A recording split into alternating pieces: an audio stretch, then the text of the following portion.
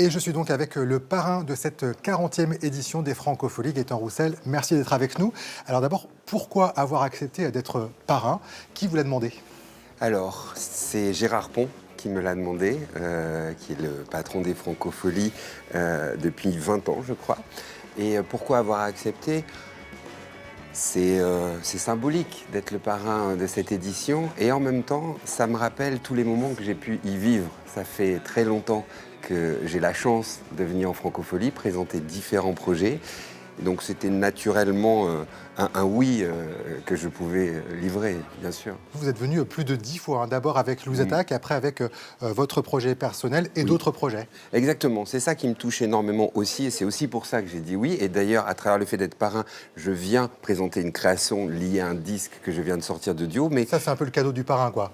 oui, et puis c'est un cadeau pour moi aussi, c'est le cadeau des Francopholies. Moi, je le prends comme un cadeau qu'on me fait aussi, attention. Et ce qui me touche, et c'est là où l'histoire est jolie avec les Francopholies, c'est que, comme vous le disiez, j'ai pu venir avec mes camarades de Louise Attaque, en solo aussi, mais je suis venu avec Lady Sœur, un projet que j'ai monté avec Rachida Brakni. Je suis venu présenter un projet qui s'appelait Les Cinq Sens, autour de la musique, et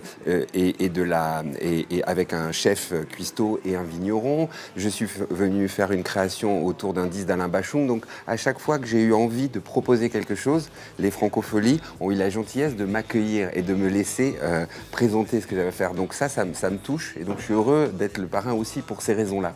Qu'est-ce qu'il a à part ce festival? Il est en ville, si on parle géographie, et ça, c'est très agréable. Donc, sur la forme, on peut déambuler de manière très agréable. Il a vu passer les plus grands noms de la chanson française et parfois aussi un petit peu plus. Et puis, il a cette qualité de présenter des concerts à la coursive qui peuvent être des concerts un petit peu plus intimistes parce que c'est un théâtre. Il a Saint-Jean d'Acre où là, la fête peut battre son plein.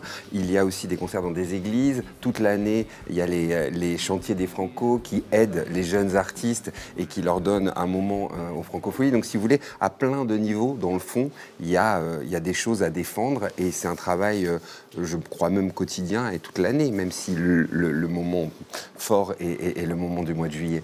Presque toutes les soirées sur la grande scène sont complètes. Ça vous rassure, cette appétence pour la musique et pour les concerts? Ah ben oui, vous savez, moi je suis venu à la musique, je fais ce métier depuis 25 ans, avec comme première envie d'aller sur scène et de partir sur les routes. Donc oui, très heureux que l'appétence soit là, que les gens aient envie de voir des moments vivants, puisqu'on dit live, mais ça veut dire vivant. Et ça, j'en suis très heureux, et très heureux, bien sûr. Et on vous reverra à nouveau sur la scène des Francopholies. Ce sera le 10 juillet pour cette création. Exactement. Merci.